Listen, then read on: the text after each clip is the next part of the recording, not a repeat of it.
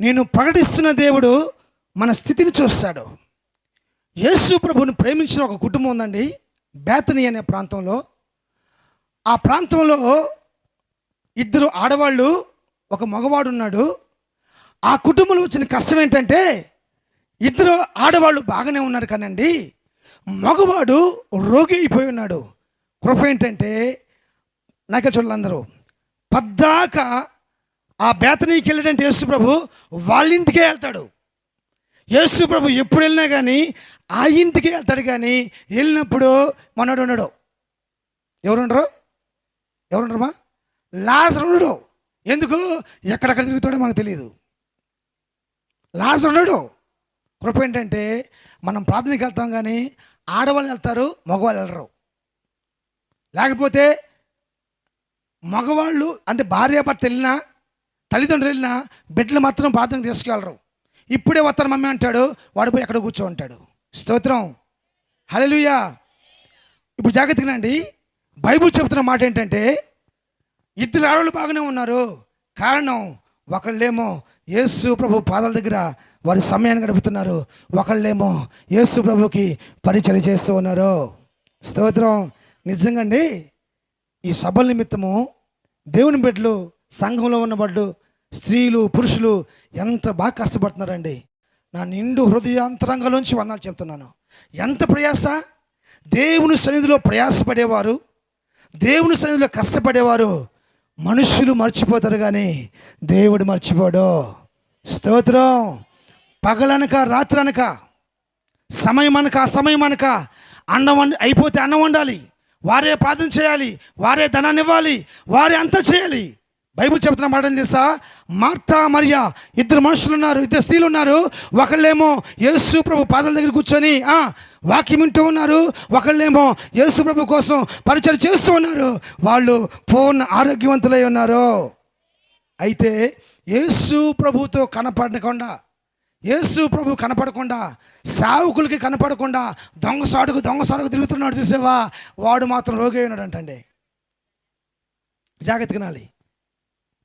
రోగి ఉంటే ఈ అక్క చెల్లెలు ఏం చేశారంటే, వెంటనే ఇద్దరిని పిలిపించేసేసి, ఇద్దరు మనుషులను పిలిపించేసి, లేకపోతే ముగ్గురు మనుషులను పిలిపించేసి, రే పలానా చోట యేసు బాబు ఉన్నాడు, పోయేసేసి మా తమ్ముడు రోగంతో ఉన్నాడని చెప్పని కబురు పంపించారంట. మా తమ్ముడు రోగంతో ఉన్నాడు అని కబురు పంపిస్తే యేసు ప్రభు కాడికి వచ్చేసేసి, యేసు ప్రభు నీవు ప్రేమిస్తున్న మార్తా మరి ఇద్దరు మమ్మల్ని పంపించారు, నువ్వు ప్రేమించే లాజరు రోగి అయి ఉన్నాడని చెప్పేస్తున్నారంట. ఏమైనాడు చెప్పాలందరూ? ఏమైనాడమ్మా? ఇప్పుడు యేసు ప్రభు ఏం చెప్పాలి? ఒక ఇద్దరు రాండి పిల్లలారా, ఇట్రాండ్రా పైకి రా, ఇట్లా తల్లి రా, నువ్వు రారా. వెరీ గుడ్ నాన్న. నాని ఎక్కడ తల్లి? నాన్నగారు ఏడి? ఇంకోటి రారా తల్లి, ఇవ్వరారా, నువ్వా రారా, వెరీ గుడ్. వీళ్ళిద్దరు ఇప్పుడు నా కాడకు వచ్చారు, వర్తమానం తీసుకొచ్చి నేసైని నా కాడకు వచ్చేసేసి వీళ్ళు చెప్తున్నారు, అయ్యా నువ్వు ప్రేమిస్తావు కదా మార్తా మరియమ్మ, ఇప్పుడు వచ్చినప్పుడల్లా ఆ ఇంట్లో తింటామంటావే, వాళ్ళని ప్రేమిస్తావు కదా, ఆ ఇంట్లో ఒక అబ్బాయి ఉంటాడు కదా లాజరు అనే అబ్బాయి, ఆ అబ్బాయి రోగంతో ఉండిపోయాడండి అని చెప్పేసి అని ఇద్దరు వచ్చి నాకు చెప్తే నేనేం చెప్పాలి? నేను ఎక్కడ చూడమ్మా ఏం చెప్పాలంటే, ఏం లేదు నాన్న, నేను ఇప్పుడే ప్రార్థన చేస్తాను, తగ్గిపోయింది పో అని చెప్పి పంపించాలి. ఈయన అంటాడు రోగం గురించి మాట్లాడుతుంటే, ఈ దేవుడు అంటాడు మరణం గురించి మాట్లాడుతున్నాడు. ఆ మరణము రోగం కోసం వచ్చింది కాదు. అసలు వీళ్ళు ఎందుకు వచ్చారు? వాళ్ళు వచ్చిందేమో రోగం గురించి చెప్తాం కోసం. వీళ్ళకి అసలు ఏం అర్థం కాలే, ఇంకా వీళ్ళకి అసలు ఏం అర్థం కాల. ఇదేం దేవుడు రా బాబు, రోగం కోసం మేము వచ్చి చెప్తుంటే ఆయన ఏమంటాడు? భయపడబాకంటాడు. జాగ్రత్తనండి. నేను చెప్పే మాట ఏంటంటే, మన స్థితిని చూసే దేవుడు మనం ఆరాధిస్తున్న దేవుడు. ఎవరు చూస్తాడు? వీళ్ళిద్దరు ఏం చూశారంటే, ఈ నాని అనే లాజరు రోగితో ఉన్నాడు. వీళ్ళిద్దరు ఏం చూశారంటే, నాని రోగంతో ఉండేసేసి ఆ వర్తమానాన్ని తీసుకొచ్చేసి నాకు చెప్పేశారు. అయితే నేను లాజరు యొక్క, ఈ నానిగా ఉన్నాడు కదా, ఈ లాజరు యొక్క స్థితిని చూశాను. స్తోత్రం. నేనేం చూశాను? స్థితిని.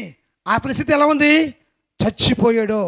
వాస్తవానికి ఈ బేతనీ నుంచి యేసు ప్రభు దగ్గరికి పోవడానికండి ఒకరోజు ప్రయాణం పట్టిద్దంట. ఎన్ని రోజులు పట్టిద్దమ్మా? ఒకరోజు ప్రయాణం. వాళ్ళు వచ్చేటప్పుడు బాగానే ఉన్నాడు. వచ్చి యేసు ప్రభుతో మాట్లాడుతూ ఉండగా యేసు ప్రభు ఆత్మలో చూసినప్పుడు లాజరు చనిపోయాడు. వీళ్ళకి అర్థం కావట్లేదు. నేను చెప్తున్నాను జాగ్రత్తగా, ఎప్పుడైనా సరే మనం ఆరాధిస్తున్న దేవుడు మన స్థితిగతులను చూస్తాడు. సరిపోండి అని కూర్చోండి. Thank you.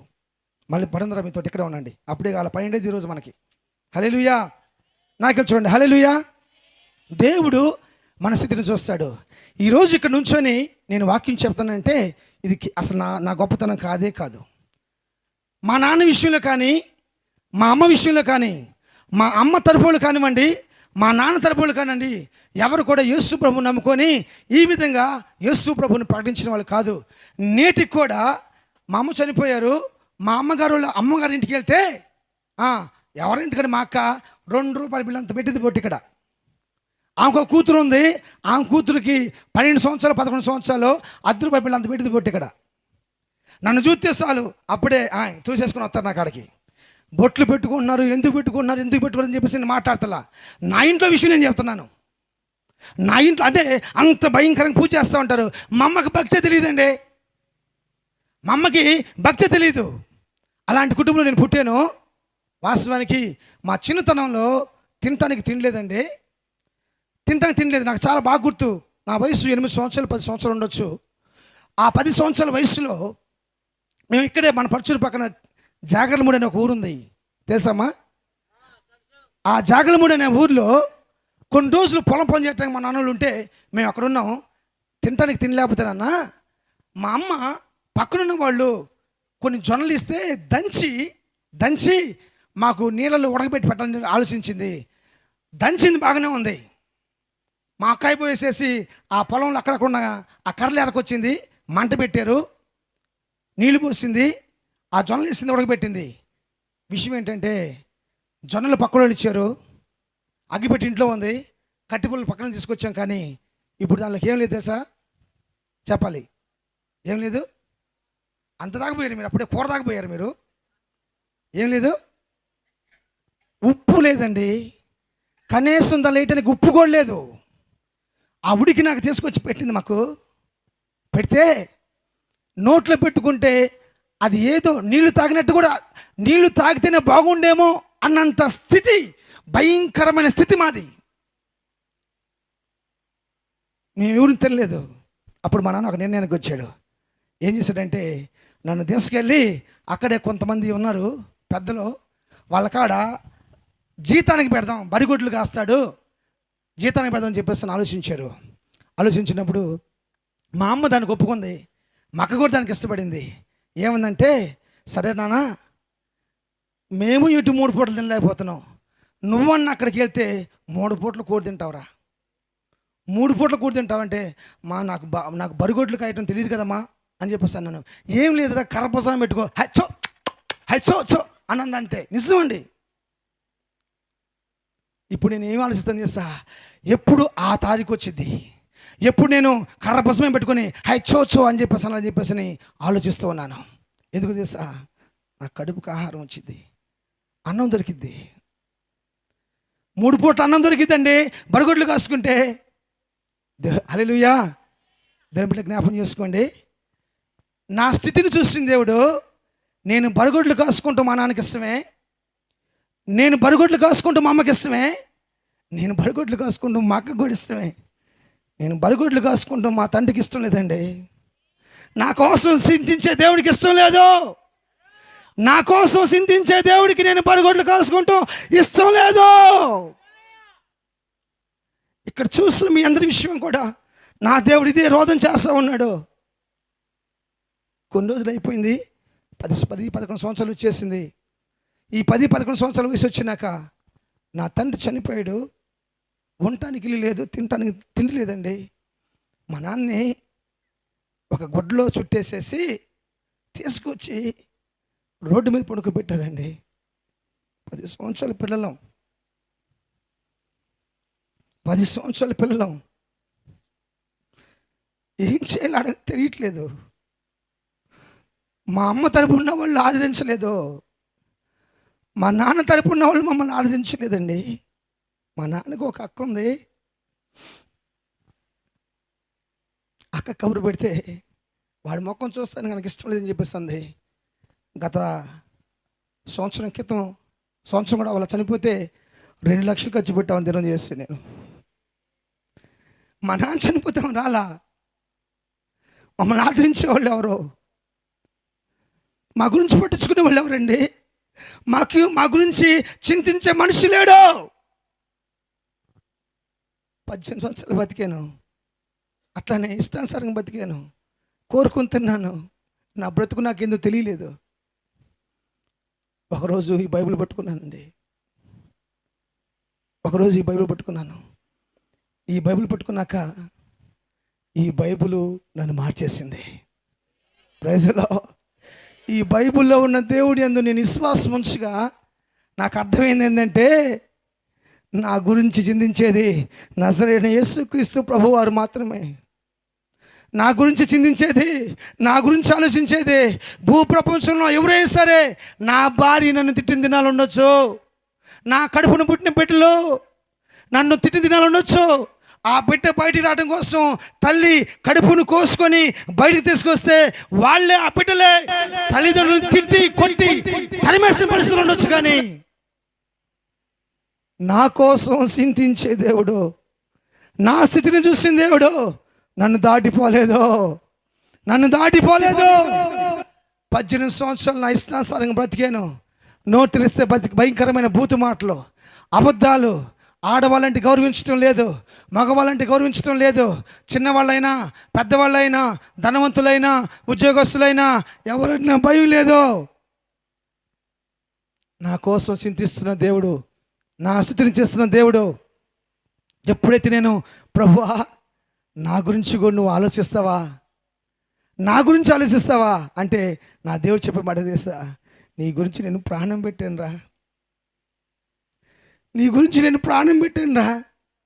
అసలు నేను మోస్తున్నప్పుడు, అసలు మూటకి నేను ఆ గొల్గొతా కొండ ఎక్కుతున్నప్పుడు నాకు ఎవరు కనపడ్డారో తెలుసా? నాకు నువ్వే కనపడ్డావు. నా కుమారుడా, నాతో మాట్లాడండి. నా మీద కోడ దెబ్బలు వేస్తున్నప్పుడు నాకెవరు కనపడ్డారంటే నువ్వే కనపడ్డావు నా కుమారుడా. ఎవరున్నారండి చింతించే దేవుడు? భూప్రపంచంలో మనిషి కోసం చింతించే దేవుడు ఎక్కడున్నాడు? మనిషి యొక్క స్థితిని చూసే దేవుడు ఎక్కడున్నాడు? ఇక్కడున్నాడు. నేను ప్రకటించే నజరేయుడైన యేసుక్రీస్తు ప్రభువారు.